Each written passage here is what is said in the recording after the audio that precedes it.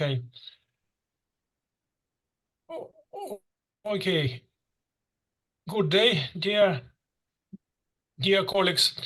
Today our speaker is Sergei Lando from the Skolkovo Institute of Science and Technology, and from the Higher School of Economics. Let us start. Yeah, thank you. Thank you, Andrei, for the invitation, and thanks the participants for the interest in my talk. I'm going to talk about how certain graph invariants can be induced from the universal GL weight system. Let me start with recalling the main notions of Vassiliev's theory of finite type not invariants. If we have a not invariant V taking values in a commutative ring, then we are able to extend this invariant to singular knots. The only singularities that are allowed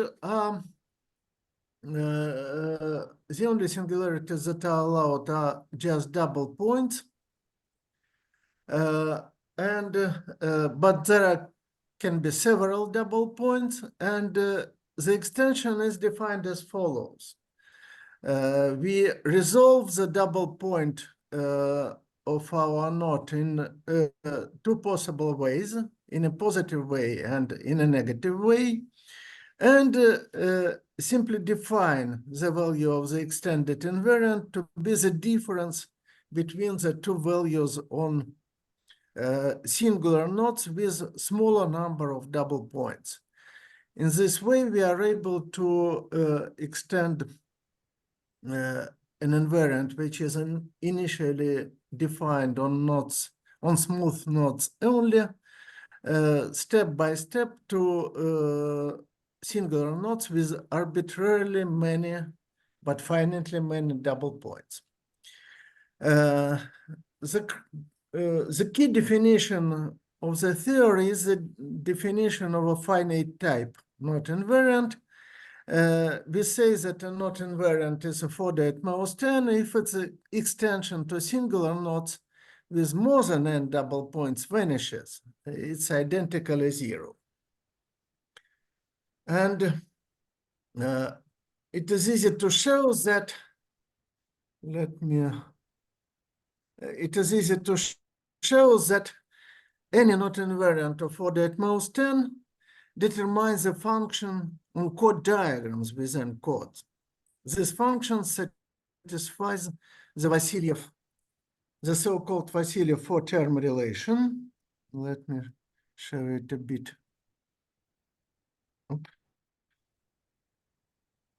A bit more clearly. This relation means that we have a chord diagram, a circle with n chords, and in these four diagrams on the picture, all the chords are the same, but the two shown in each chord diagram separately, and this alternating sum of values of the function on chord diagrams must be zero. These are the Vassiliev's four-term relations. Functions on chord diagrams satisfying four-term relations are called weight systems. And there is a theorem due to Kontsevich, which asserts essentially that each weight system with values in an algebra over a field of characteristic zero arises from some finite type not invariant, which makes studying weight systems an important part of the knot theory. There are two main sources of weight systems. which also produce knot and link invariants. One of them is Lie algebras. I'll describe the construction later. I'll recall the construction later. It is well known. And recently, Yang Zhuoke, my former PhD student, he followed the suggestion due to Maxim Kazarian and developed a universal GL weight system, which is associated to the infinite series of Lie algebras, GLN, the A series. This universal GL weight system takes values in the ring of polynomials in infinitely many variables, C1, C2, C3, whose coefficients are polynomials in a variable n capital, which can be identified also with a variable C0. This universal weight system is associated to the famous polynomial not invariant Hofmeier PT. I will not define the invariant itself, but I will say what is the corresponding weight system. As I have told, this weight system takes values in the ring of polynomials in infinitely many variables. And for example, if you consider a chord diagram consisting of 5 mutually intersecting chords, I denote this chord diagram by K5.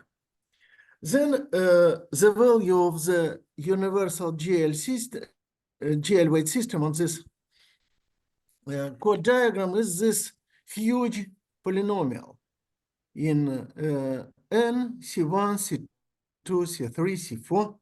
And it's not that easy to understand which kind of information can be does this polynomial contain.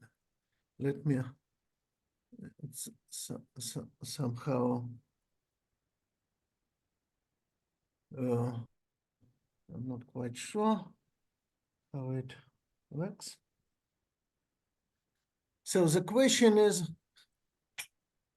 how could I? The question is, what kind of information is encoded in this polynomial? And today I'm going to give a partial answer to this question.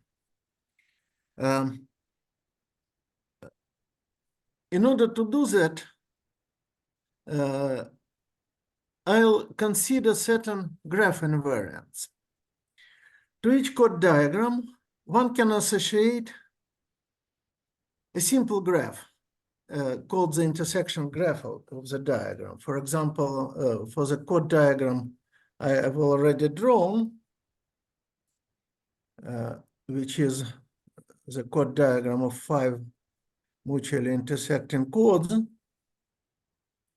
The corresponding graph will be the complete graph on 5 vertices. The vertices of the intersection graph of a chord diagram are just the chords of the diagram, and 2 vertices are connected by an edge if and only if the corresponding chords intersect one another. If any 2 chords intersect one another, then what we obtain is a complete graph. And in this case, we have a complete graph on 5 vertices.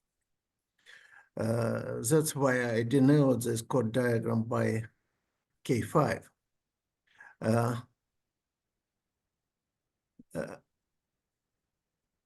Certain graph invariants, namely those invariants that satisfy 4-term relations for graphs, which I'm not going to write out. These graph invariants also produce weight systems, each graph invariant defines a function on chord diagrams as a composition of itself with the mapping taking a chord diagram to its intersection graph. And some of them also automatically satisfy four-term relations for chord diagrams. Among these graph invariants are the skew-characteristic polynomial, the interlace polynomial, and the chromatic polynomial, which is historically the first one among the graph polynomials which we have proved satisfies the four-term relations for chord diagrams. And the main goal of my talk is to establish a relationship between these graph polynomials and the weight and the universal GL weight system. Let me start the description with describing how weight systems can be constructed from Lie algebras. The initial data for the construction is a finite dimensional Lie algebra G endowed with a non-degenerate invariant scalar product. The product being invariant means that the scalar product of the bracket, of the Lie bracket of any two elements x and y with the third element z coincides with the scalar product of x and the Lie bracket of y and z. I denote by D the dimension of the Lie algebra. Let me make it a bit bigger. Now the construction proceeds as follows. We pick an arbitrary basis, x1, x2, xd in the Lie algebra G. Then we cut the circle of the chord diagram at arbitrary point and develop the circle into a horizontal line, straight line. Then the chord diagram is also developed and the chords become arcs, so that what we obtain is an arc diagram. And then we write down on each end of one and the same arc. On the left hand, we write an element of the basis, and on the right hand, we write the element of the dual basis, the corresponding element of the dual basis, so that on the left hand we have basic elements, and on the right we have elements of the dual basis. Then we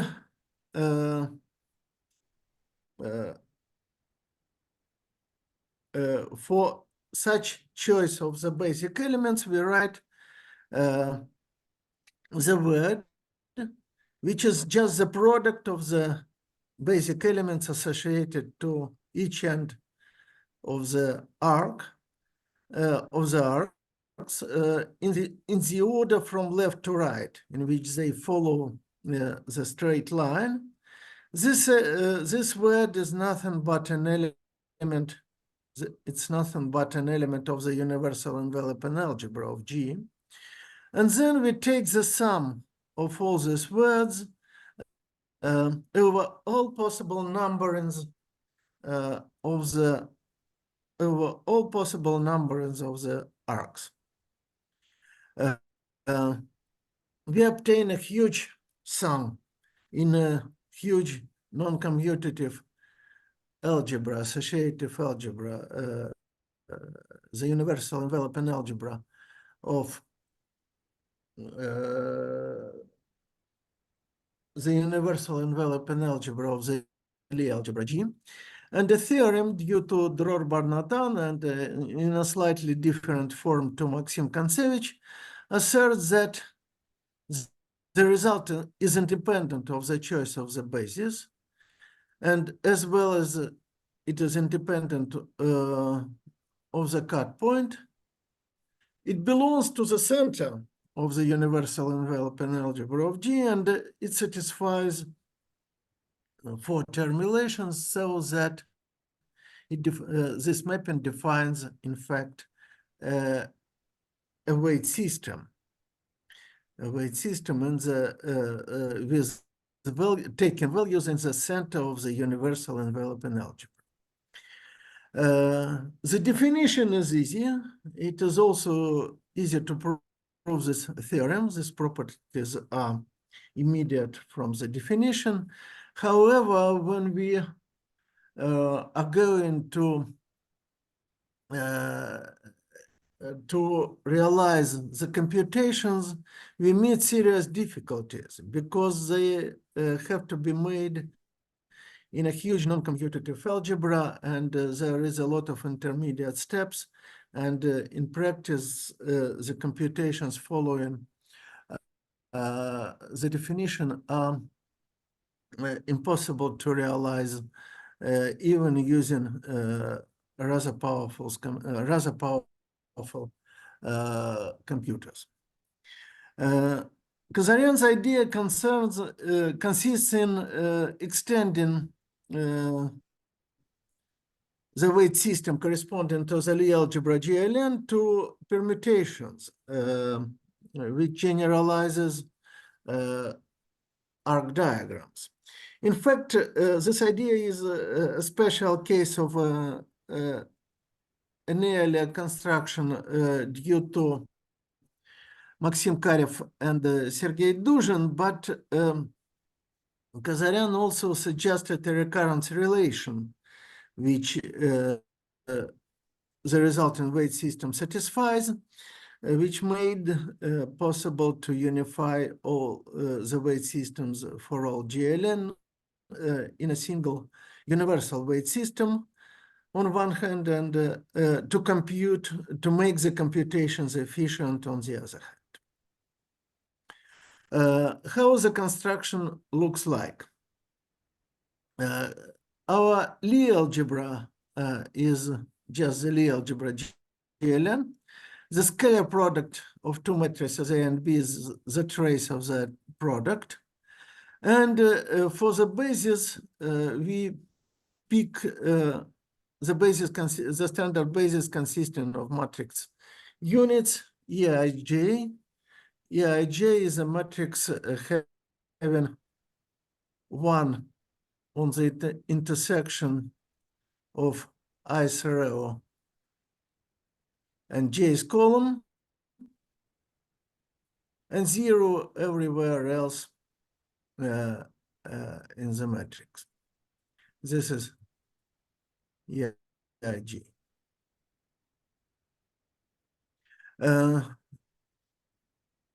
The dual basis consists of the same matrices, while the duality looks like EIJ dual is nothing but EJI, the transpose of the original matrix. And now if we have an arbitrary permutation of an arbitrary number of elements, then the GLN weight system takes this permutation, the GLN function takes this permutation to the following element of the universal enveloping algebra. We sum over all possible values of the indices I1, IM from 1 to n capital. On the first place, we have EI1, E sigma of 1, EI2, E I sigma of 2, and so on and so forth. And once again, it can be easily shown that the result of this mapping, the value of this mapping, belongs to the center of the universal enveloping algebra of GLN.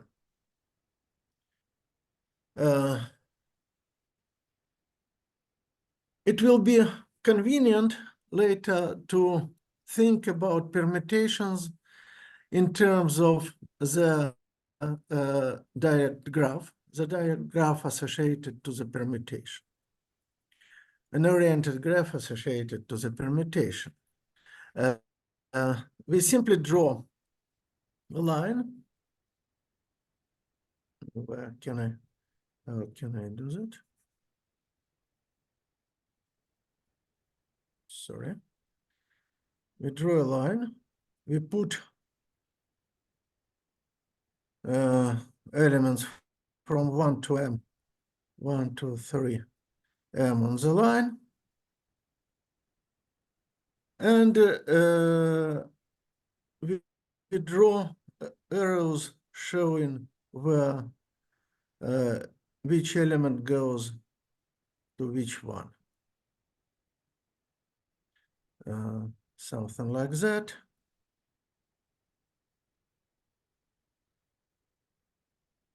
And this will be a graph of the permutation, a directed graph of the permutation, so that chord diagrams or arc diagrams are just specific forms of such permutations. Namely, in the case of an arc diagram, the permutation permutes an even number of elements to n, where n is the number of chords in the diagram, and each cycle in the permutation consists of 2 elements, so that it is an involution. The permutation is an involution without fixed points, and the graph for the directed graph of the permutation corresponding to a complete chord diagram on n chords is shown in the picture. For the definition given by the restriction of the definition of GL weight system for permutations to involutions without fixed points yields absolutely the same permutation, as the same definition of the GLN weight system as the original one I have mentioned when describing Barnatan and Kontsevich construction.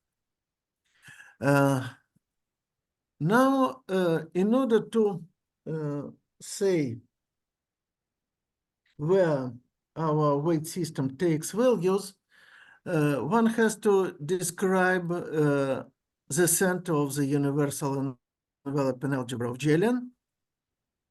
And to this end, let me introduce standard Casimir elements, CM, for which are elements of the universal enveloping algebra of GLN, and these are nothing but the values of the GLN weight system on the standard cycle of length n, so that CM simply corresponds to the permutation of this form.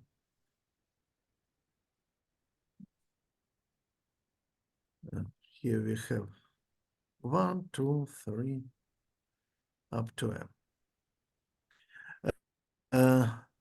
These are the Casimir elements, and a classical theorem asserts that the center of the universal enveloping algebra of GLN is naturally isomorphic to the polynomial ring in the variables C1 up to Cn.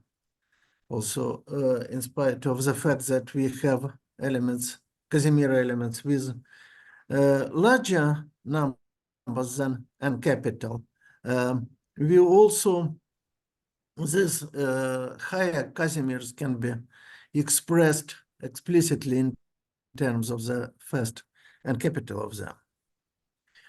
And now the theorem, which appeared first in the work by Zhuoke Yang,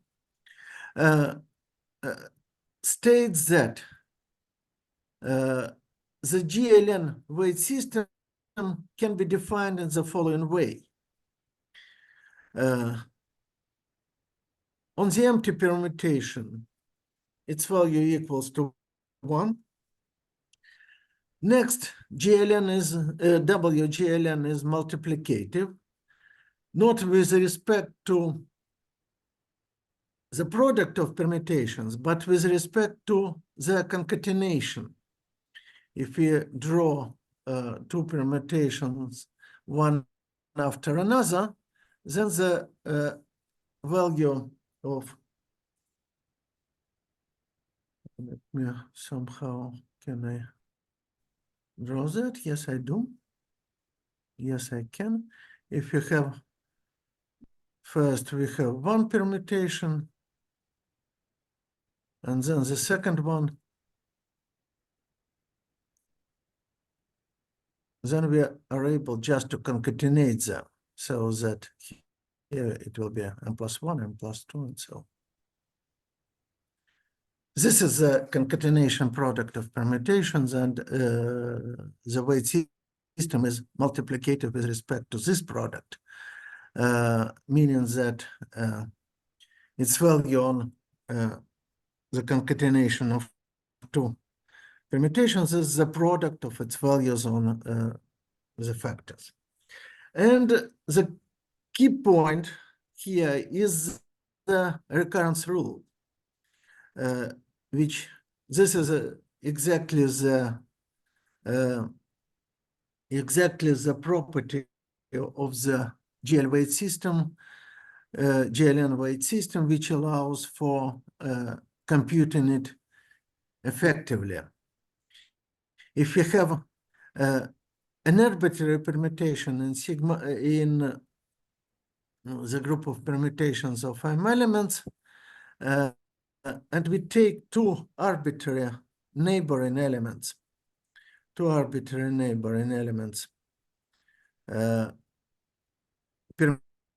elements, then we are able to exchange them in the permutation. And the difference between the values of the GLN weight system will be, the difference will be expressed in terms of permutations of smaller number of elements. The two permutations on the right of the equality sign are permutations of m-1 elements. And we are able here to proceed to make the computations by induction, and this is exactly how the huge polynomial I've shown in the very beginning of my talk has been computed.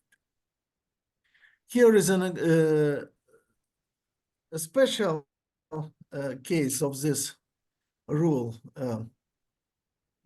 refers to the situation where the permuted elements are taken by our permutation to one another. Sigma of k plus 1 is k. And in this case, the difference on the right can be simplified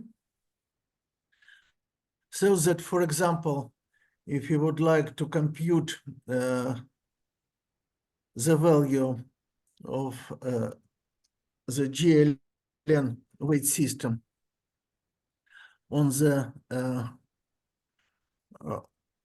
cycle of length 3, which is, however, not standard, if you take this picture and exchange the first two elements, 1 and 2, then what we obtain first is the standard cycle of length 3, 1, 2, 3. And on the right, we get permutations of smaller orders, which yields the value of the GLN weight system on the inverse cycle of length 3 as C3 plus C1 squared minus NC2. And this recurrence rule can be applied to compute the values of this weight system on arbitrary permutation, in particular on arbitrary chord diagram. There is an immediate and extremely important corollary of this theorem, which asserts that the GLN weight systems for different values of n, for all the values of n, one and capital equal to 1, 2, 3, and so on, can be combined into a universal GL weight system, which takes values in the ring of polynomials and infinitely many variables. It is convenient to think of it as there are infinitely many variables, C1, C2, and so on, and the coefficients are polynomials in N. This universal weight system can be specialized to any given N, since the expressions for the higher Casimirs are known. The explicit expressions for the higher Casimirs are known. They are called Perelomov-Popov formulas, and then they can be easily used to specify this universal weight system for a concrete N. Now, in order to explain how this universal weight system can be related to graph invariants, I will need a bit of terminology concerning delta-matroids, because some of the invariants I'm going to define will be expressed in terms of delta-matroidal notions.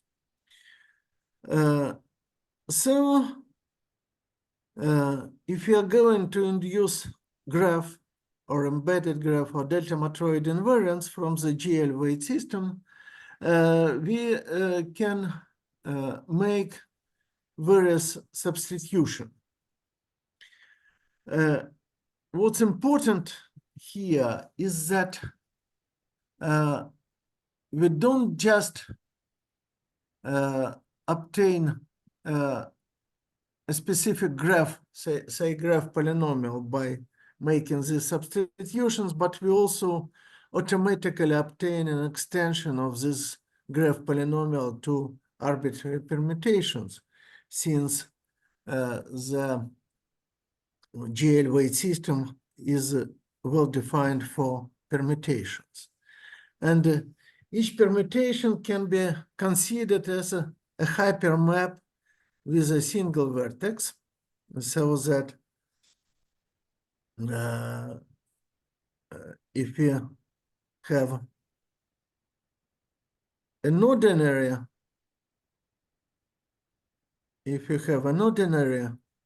chord diagram, then to this chord diagram we associate naturally a ribbon graph or an embedded graph by replacing each chord with a ribbon and making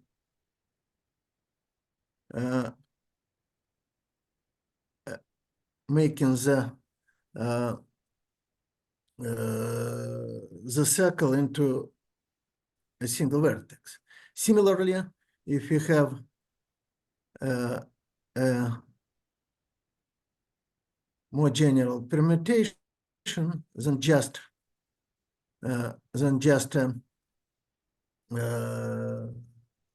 chord diagram, then we are able to treat it as a hypermap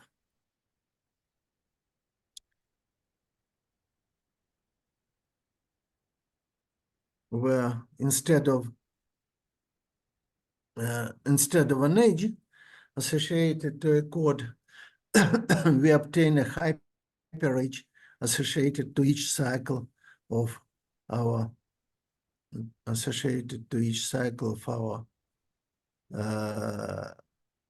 permutation.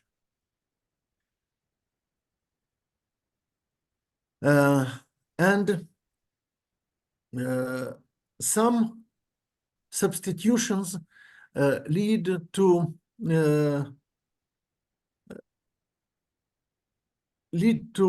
invariance of these topological objects in a straightforward way.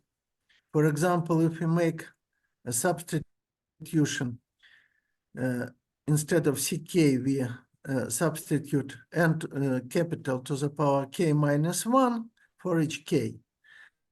Then the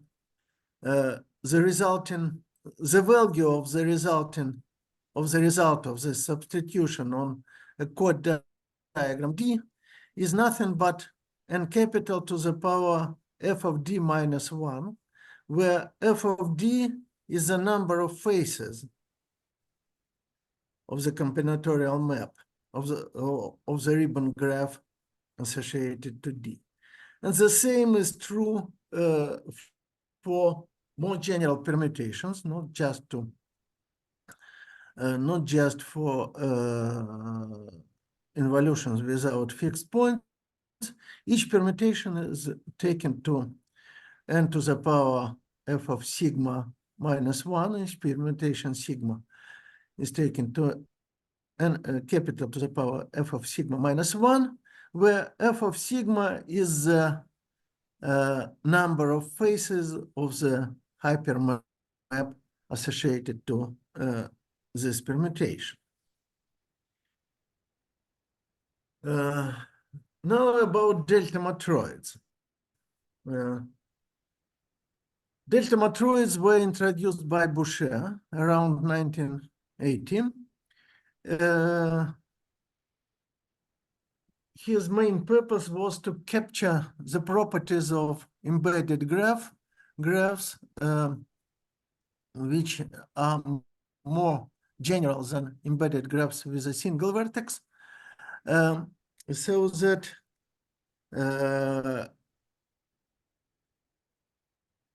delta-matroids replace the notion of intersection graph of a chord diagram for permutations of more general form. A set system E phi consists of a finite set E and a tuple of subsets, just a tuple of subsets, of its subsets. And such a set system is called a delta-matroid, or in other words, a Lagrangian matroid, if it satisfies the symmetric exchange axiom. If we take two arbitrary elements of our set phi, which are nothing but subsets in E, then for any element A belonging to the symmetric difference, there is an element B belonging to the symmetric difference, such that phi symmetric difference with subset A and B also belongs to phi.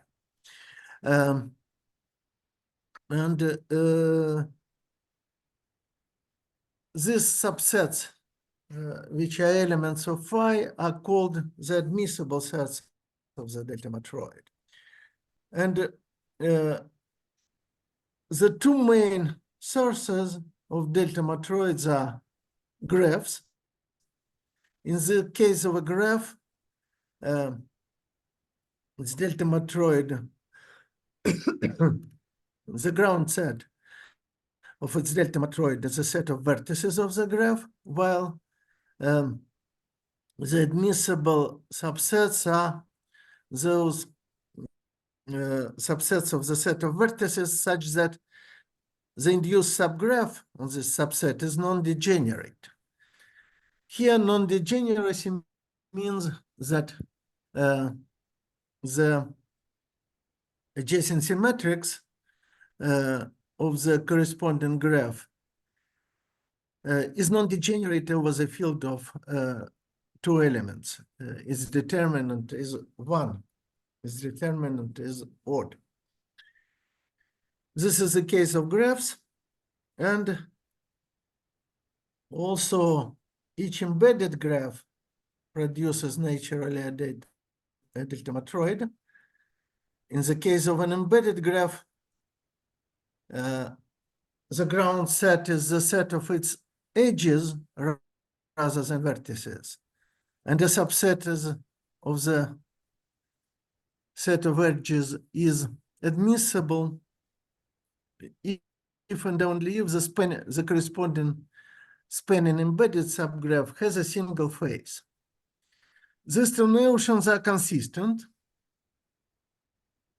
meaning that if we start with a chord diagram, our embedded graph is a chord diagram, and construct the delta-matroid from this embedded graph, and then take the intersection graph of this chord diagram and construct the delta-matroid from this intersection graph, then the two are naturally isomorphic to one another.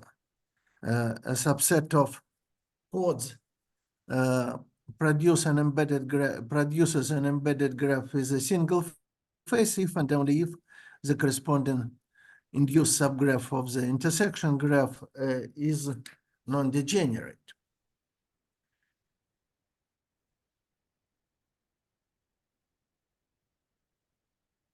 And the notion of delta-matroid proved to be extremely convenient in describing graph and embedded graph invariants, because many such invariants can be expressed, in fact, in terms of delta-matroids. Now, let me define the graph and embedded graph polynomials I'm talking about. The skew-characteristic polynomial is a recent notion. We defined it in a paper with my former master student, Ria Dogram.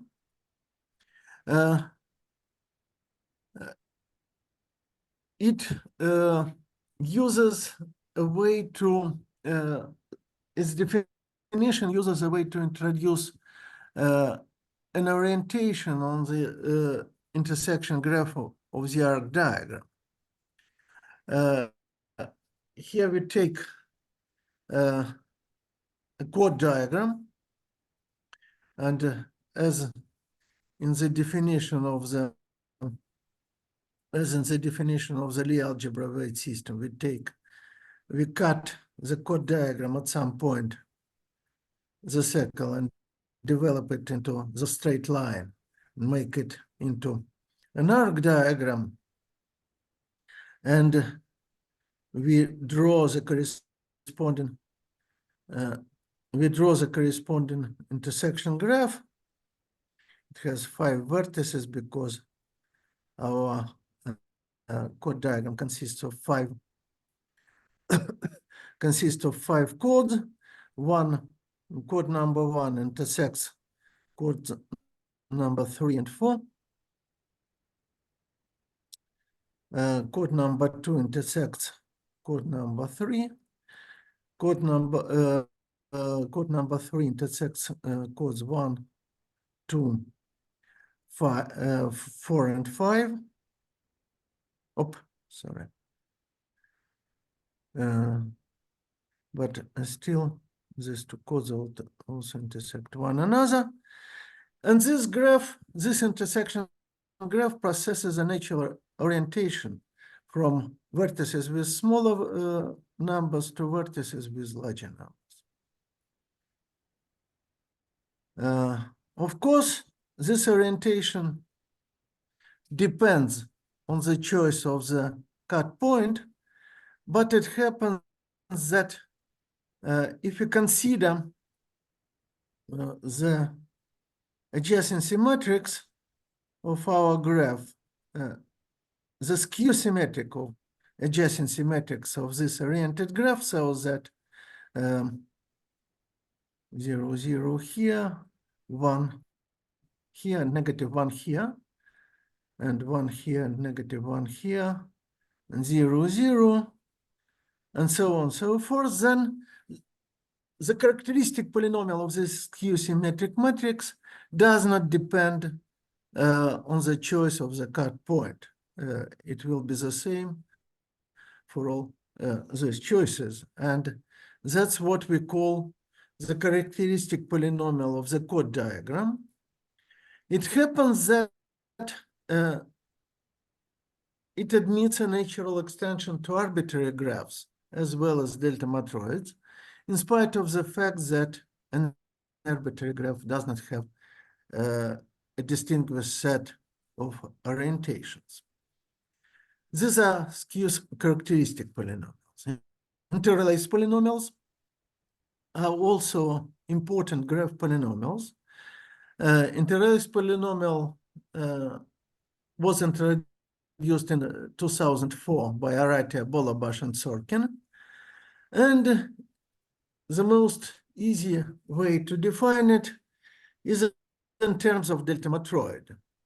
It's just the sum over all subsets of the ground set x of the monomial x to the power d phi of the subset, where d phi is the distance inside the delta-matroid, the distance from a given set E prime, a given subset E prime of the ground set from the nearest feasible set, from the feasible sets. It's just the minimum of the number of elements in the symmetric difference of feasible sets and the given set E prime.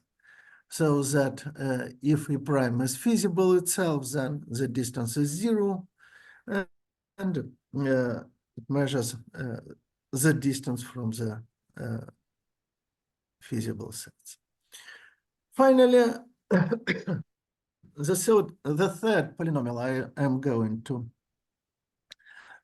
use is the most classical polynomial. It is the chromatic polynomial of a graph.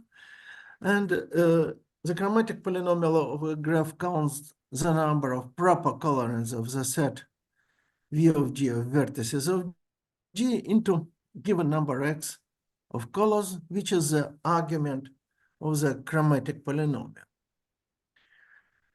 Now, what are the results? What is the relationship between these polynomials and the GL and the universal GL weight system?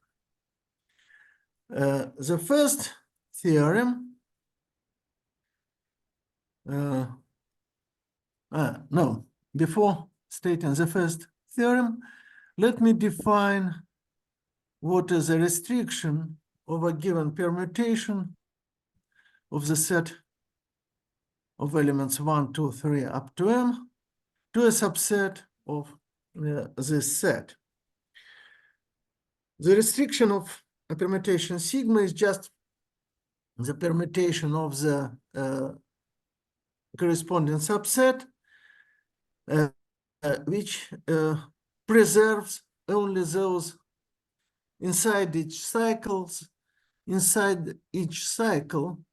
of the permutation sigma, the elements go in the same order as they do for sigma, but only the elements that are elements of the restricted subset U. And then we take the permutation of the set U and just shrink the numbering so that the permutation will be the of the subset starting with 1 to up to the number of elements in U.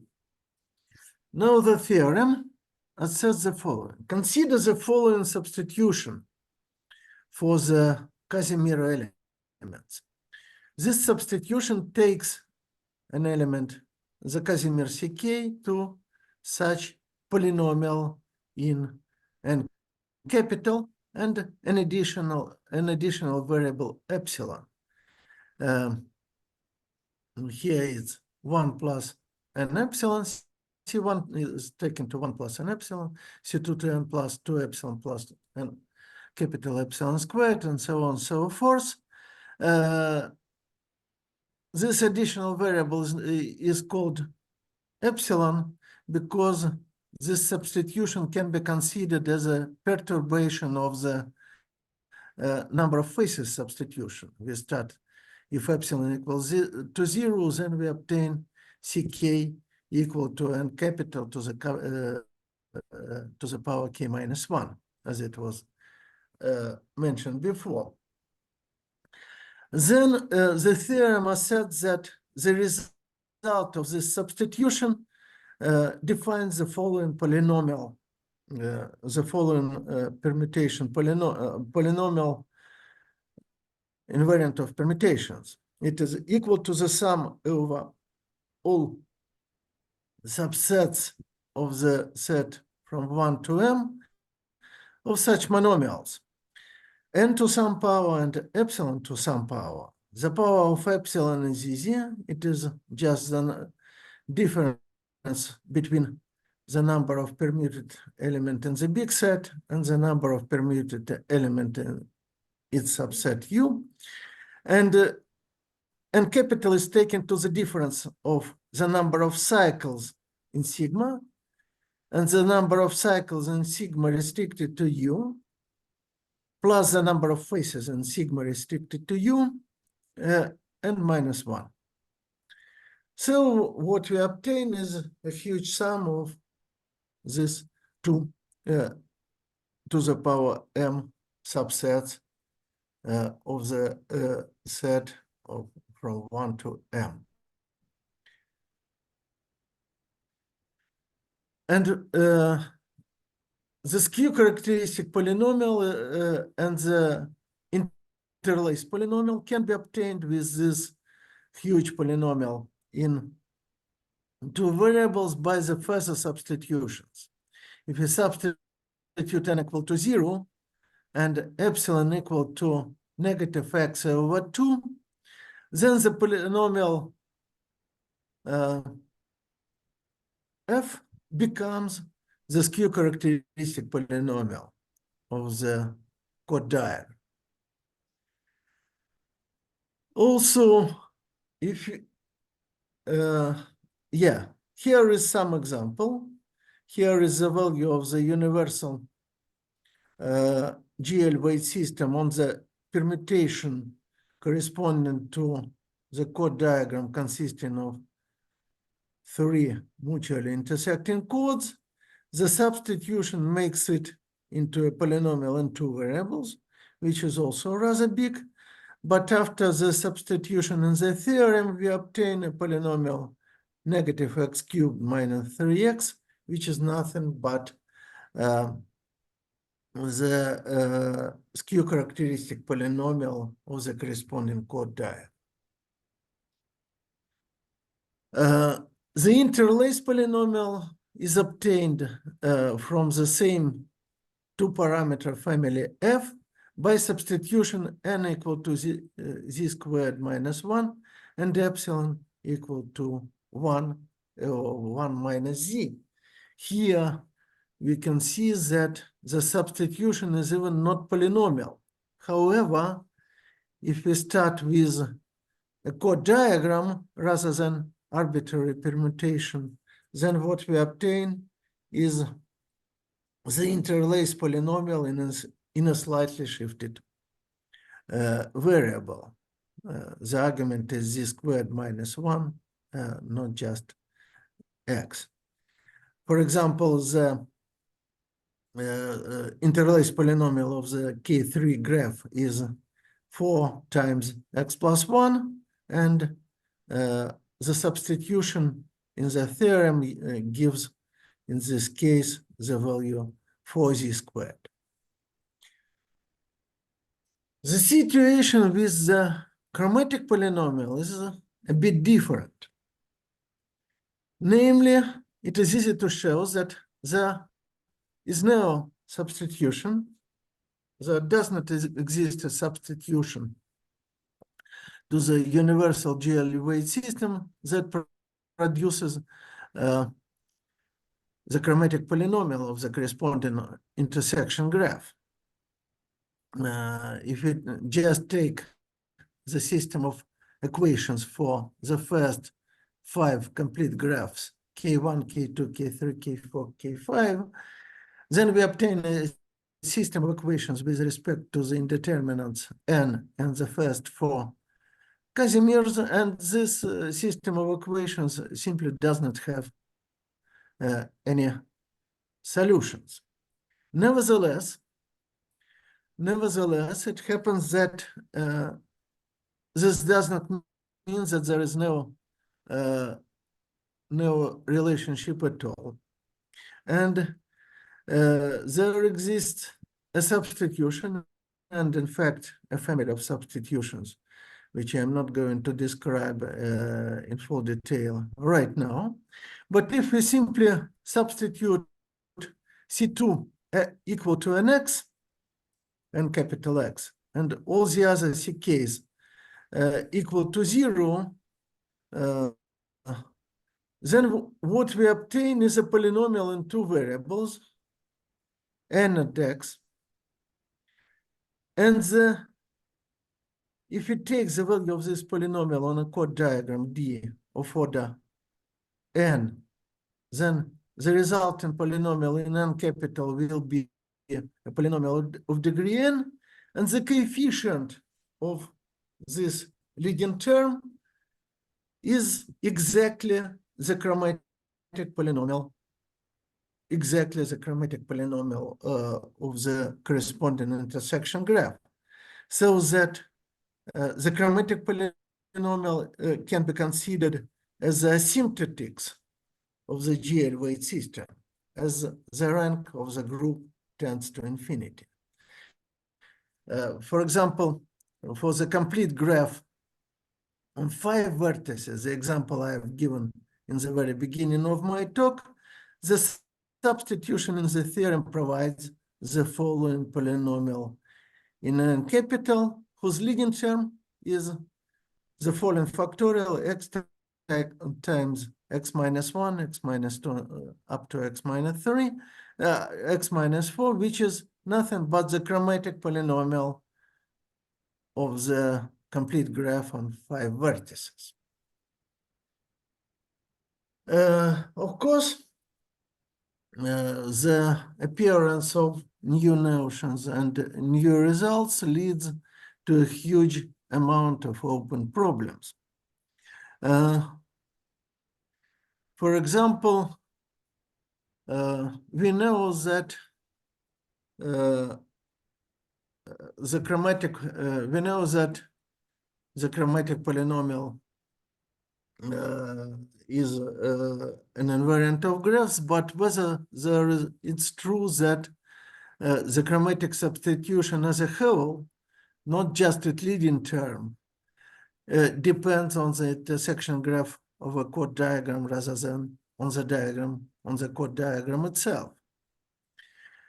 We also don't know what is the meaning of the next term of the asymptotics, which are not the leading one, but we also obtain polynomials in X as coefficients of the smaller powers of the n capital. What is their meaning, how they can be described, and whether they can be described in terms of the intersection graph of a chord diagram.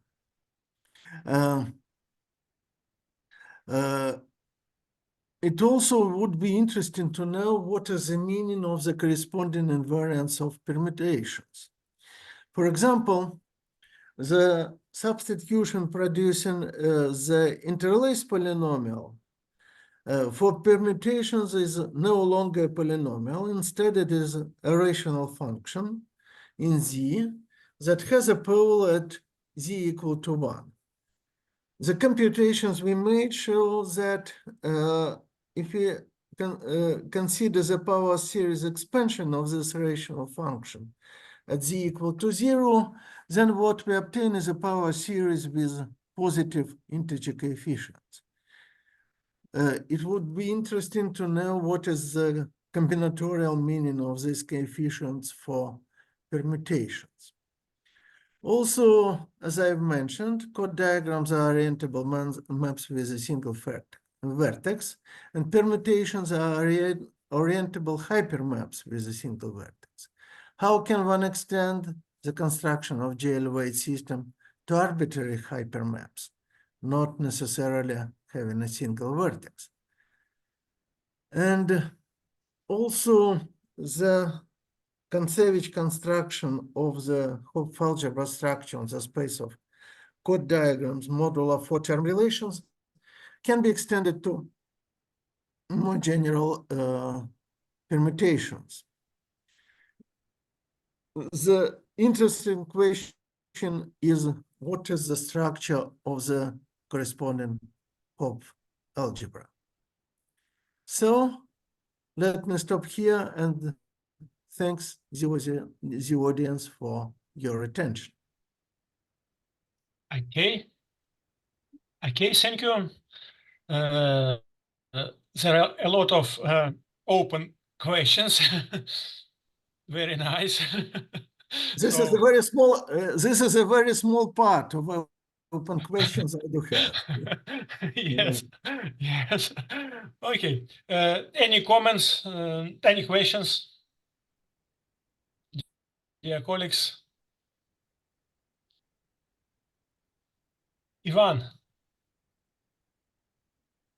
Ivan, hello. Let me stop.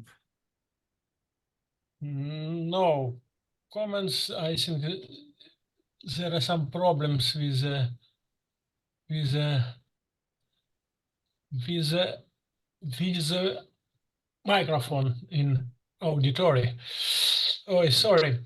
So let us. I have questions. Okay. Tola I have Kirillov. questions. I just wonder about graph invariance. What do you mean? By graph invariant, I mean a function on isomorphism classes of graphs.